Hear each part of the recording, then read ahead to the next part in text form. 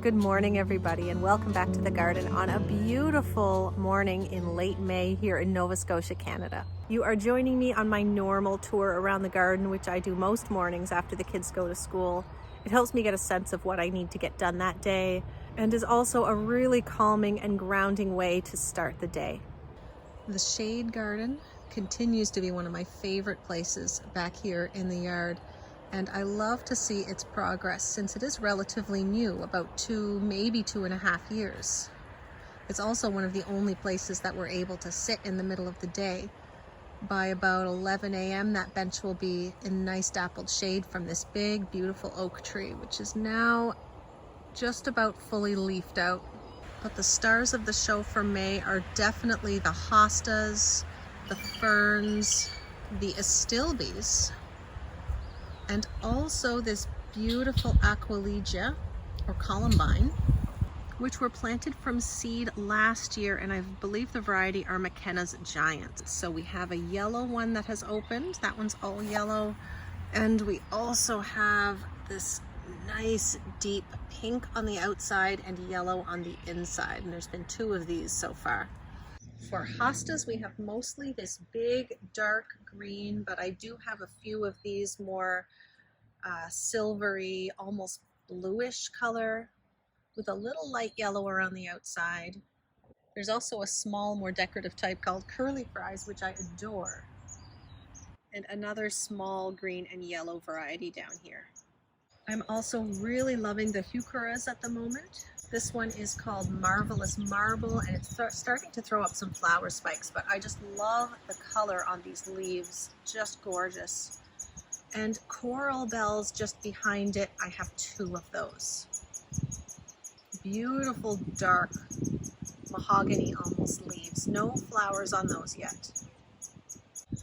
And last month I was hoping to get some shoots off of the Verbena bonariensis, and I'm happy to report that I do. There is one nice one right there, a smaller one right here in between the heucheras, and a much bigger one right here, right next to that curly fries hosta. And I'm very excited that these have turned out to be perennial here. Now the first 2 rows of this main garden were mostly direct seeded with vegetables and herbs. We did not get green onions coming up in this first chunk, but there is a lot of dill. These first 3 rows have not been weeded, but most of the garden has over the last 2 weeks. The bok choy, which was direct seeded, has gone to seed before I was able to get any of it. Last year as well, when I planted transplants. So I was hoping direct seeding them would work a lot better, but we did have a full week of really hot weather, and I think this variety is just very susceptible to that. And then these Asian greens have done amazing. I have not used them yet, but I really need to because there are a lot and they're very happy looking. Now in between these, I direct seeded some carrots as well, which have come up really, really well. So by the time they're a good size, these greens should mostly be harvested. There are some spinach seedlings in here and a lot more dill. Some poppies as well and some weeds. And this is a calendula. So I'm going to move that somewhere else. Probably noticed a lot of bird noise back here. This forest back here is a haven for birds. My husband's very good at identifying birds, and he has logged dozens and dozens of varieties, a lot of really unusual ones as well. I think that has a lot to do with why I don't have a whole lot of slugs in this garden. So row number 2 was direct seeded with cilantro, and the cilantro is looking very, very nice. It's starting to put on some good growth. We had a really nice rain last night, which is going to help. And yes, there is a ton of dill coming up here as well, but that's all going to be pulled for the market over the next few weeks, so that can stay. The front half of this garden, I've transplanted a bunch of parsley. I did a double row of parsley, and I direct seeded some radishes in between, which have done great. And we have hopefully go through the rest of them within the next 2 weeks. So the next few rows are mostly cut flowers. We have stock, which will bloom once and then get cleared away to make room for something else. Snapdragons at the back. And then the next one is backwards. There's snapdragons at the front and then stock at the back. No reason for why I did that. It just sort of ended up that way. Now the snapdragons here I have pinched because I want a bit of a succession from them. So these ones look much smaller. But here is what happens when you pinch a snapdragon. There are multiple shoots on that one. It's a little bit smaller and stockier, as opposed to these ones in the first row, which have not been pinched. They were also planted a few weeks earlier. So they're going to bloom first, and then hopefully by the time they're starting to grow their side shoots, then I'll have flowers ready on the ones that I pinched as well.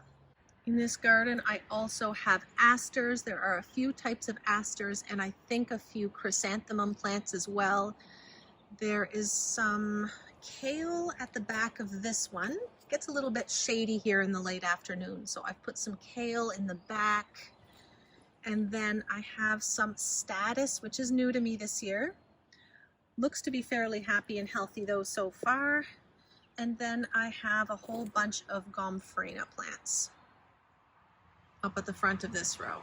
This frost cloth here is ready to pull over these plants if it gets a bit cool at night. Gomphrena and statice are not hardy. They are very frost tender, so that is there just as a just in case. We have my garlic in the next row looking gorgeous, and then there is still an empty row at the very end that I haven't planted yet. The herb beds are looking amazing. This one has elephant garlic with a bit of nigella interplanted. That also needs a weed. Selective weeding, because there are some poppies in there as well.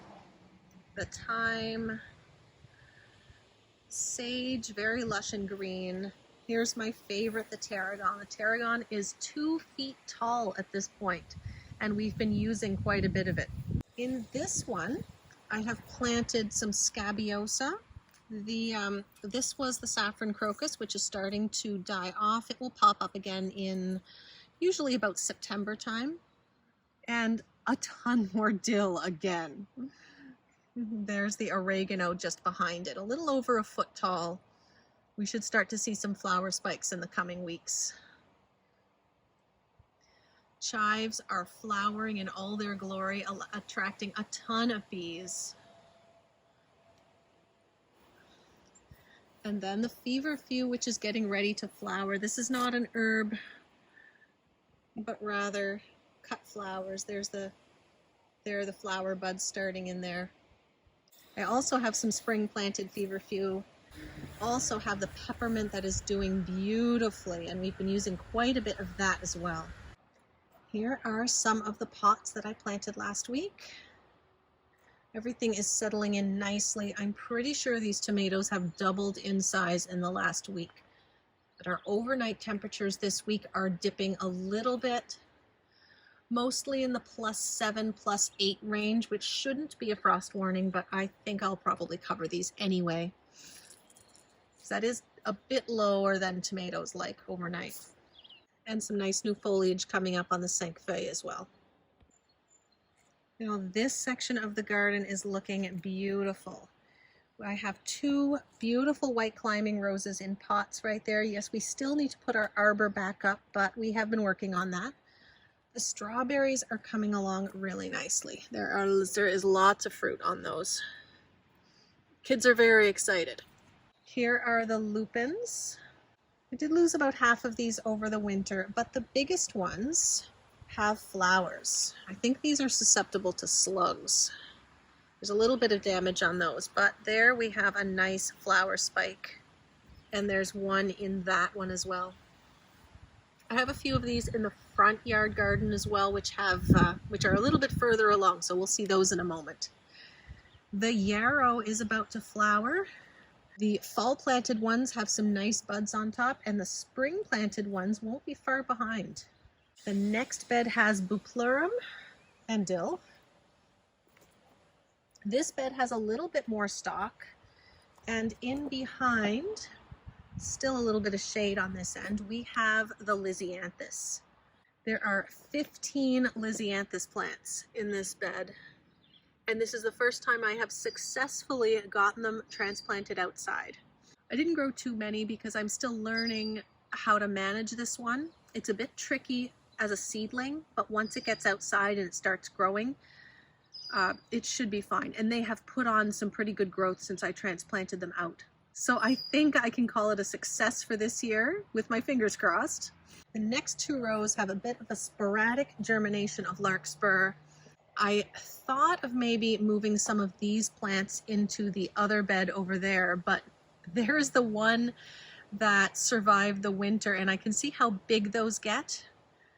And that's telling me maybe I should leave them where they are. Looks like there are a lot of flower spikes on that one too. In the back of this garden, I have these two cherry bushes, which I keep saying I'm going to move so I can make better use of this little climbing frame that I built behind it. But we just haven't decided where we're going to put them yet. We might wait until they fruit and move them later on in the fall. The eucalyptus has officially been kicked out of the greenhouse. It is frost hardy, so a little bit of cold temperatures won't hurt it, and it could stand to be hardened off before I decide on its final planting spot anyway. Now these are some annuals that I picked up at a local greenhouse, and these were all of the kids' choosing. We have finally started the process of clearing out a space under their swing set, which has always been overgrown with weeds.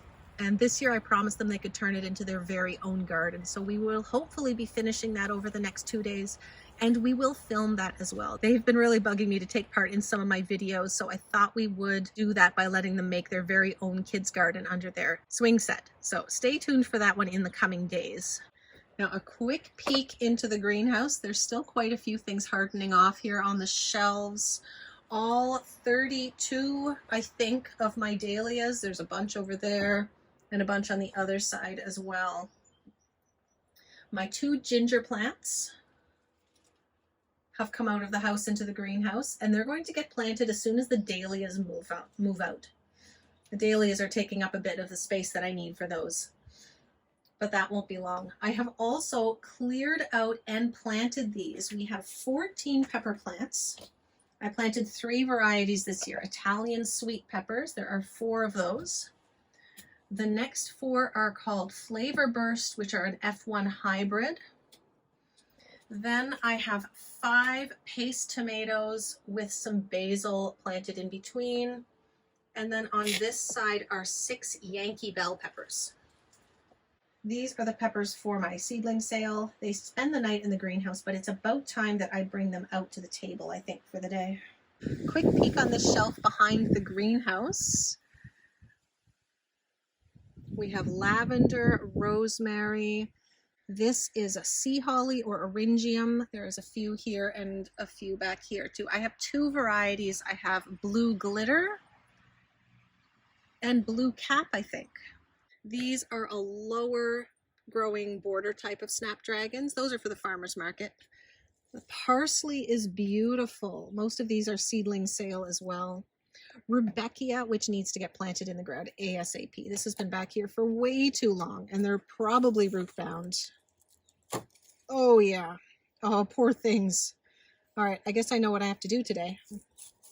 A bit of a mix of things back here too. We have some leeks, a little bit more parsley, some more yarrow, and my one surviving Mechanopsis back here because there will be shade back here within an hour or so, and it doesn't like a lot of sunlight. I had to take it out of its plug and into a fiber pot. I'm not sure it liked that process, but at the moment it is not dead. So fingers crossed on that one too. There is the rest of the cilantro and the rest of the eryngium. There. So this one is blue cap, and then the other one was blue glitter. 2 varieties of eryngium. The cut flower beds are in a bit of a transition. You can see the daffodils are done, and I need to do some deadheading in there for sure. But you might remember that I direct seeded a whole bunch of things in here. There is some nigella, some poppies. The bachelor's buttons are almost taller than the daffodil foliage, so those won't be long. And I think calendula on this side. Yeah, there's some calendula coming up. Some selective weeding needed in this bed as well, but hopefully everything that's supposed to be there will outcompete the weeds. The once beautiful tulip bed is all done, and that needs clearing out as well. But next to them we have the hardy gladiolas. Foliage is looking great. And oh, I do see the start of some flower spikes. Look at that. Hope you can see those. I also transplanted some straw flowers in between here, and then we have some alliums as well. Just in the last few days, those flowers have shown themselves.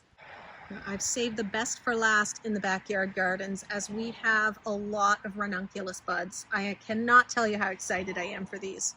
Let's take a look at some of these buds. My only hope for these is that I get a few tall enough to use in farmers market bouquets for this coming Sunday. And the anemones are just beyond words. I just love these so much. My favorites are definitely these single petaled ones with the dark centers. I picked a bunch of these yesterday, so there isn't quite as much to see, but loads and loads of buds. Now, next to the anemones, the bells of Ireland, there's a bunch direct seeded and a few that I stuck in as transplants as well. And I think I'm going to move some of the smaller ones to even it out a bit, because they're a bit sporadic in here. Now, before we move into the front yard, we'll take a look at the landscape herbs that I've put around the greenhouse. There is winter savory right there on the corner, and chocolate mint in that bed. We have a few different varieties of sage. We have this one, and I forget exactly the variety names. I think this is golden sage. This was a purple sage when I planted it. It is not purple anymore. And this is the tricolor. And you can see what happens sometimes. Some of these are actually tricolor, and then some of these shoots over here are mostly green. There's also a bit of a scruffy lavender over here, but there's a lot of new shoots on that one, so it should look fine. We then have a golden thyme, a giant lemon thyme, and a variegated thyme right next to it. And we have a ton of Verbena bonariensis and some calendula seedlings in there. I'm going to dig those up and transplant them. And then I have a nice gap in here that I'll be able to put something else. I haven't quite decided what that is yet. Then we have some chives. We have a variegated oregano, which is interesting that some of the shoots are reverting back to a plain green, but I'm going to clip those out. This golden oregano, which I think is my favorite. It's much lower growing and it's spreading out a bit, so I have to keep trimming it. But that's only a twice a year job. And then this is hot and spicy oregano. These are mostly decorative, but I love having them around the greenhouse because it's pretty hot. The soil is not great, so it's just perfect for these Mediterranean herbs that don't need a lot of nutrition or water. Now we're in the front yard next, and the stars of this bed are definitely the alliums, the rhododendron, which is just starting to bloom. That poor rhododendron just got decimated by a deer this past winter, so I'm so excited to see that a lot of the buds survived.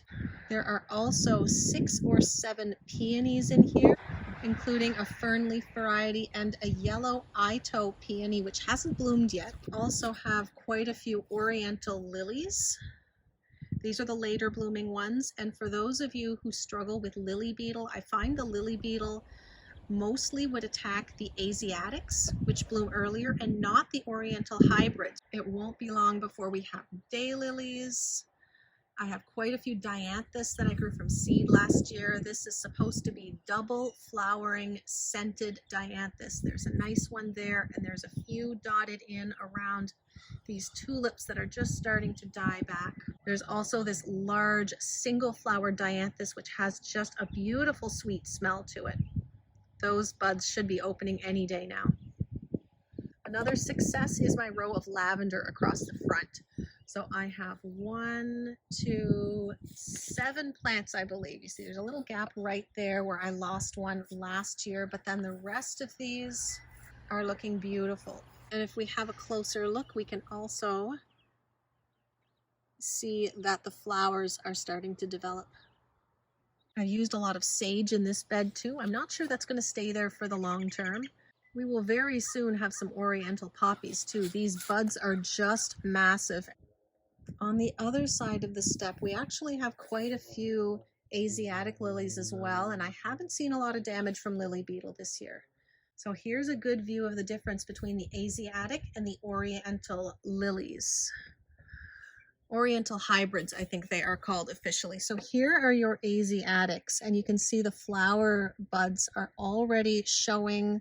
The leaves are a bit of a different shape in the Asiatics. They're a little bit straighter, a little thinner, and the flowers are appearing a lot sooner, whereas the Orientals, they're a little bit more tapered and pointed at the bottom. Definitely a little fancier looking, and there are no flower buds visible just yet, usually a few weeks after the Asiatics.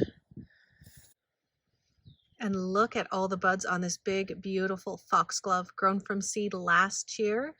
I count 6 flower stalks from here. I cannot wait to see this thing in bloom. This will be the first year I've grown foxglove. The hardy geranium is just starting. And we have a few alliums in this bed as well, and then a bunch more of those Asiatic lilies. And a bit more lavender over on this corner as well. Now this garden I didn't show before because it was a bit of a mess and desperately needed a weed, but it has a few things that I don't have anywhere else in the yard. We have a sedum with more to come. I'll be moving a few more down here as well. We have some Rebecca.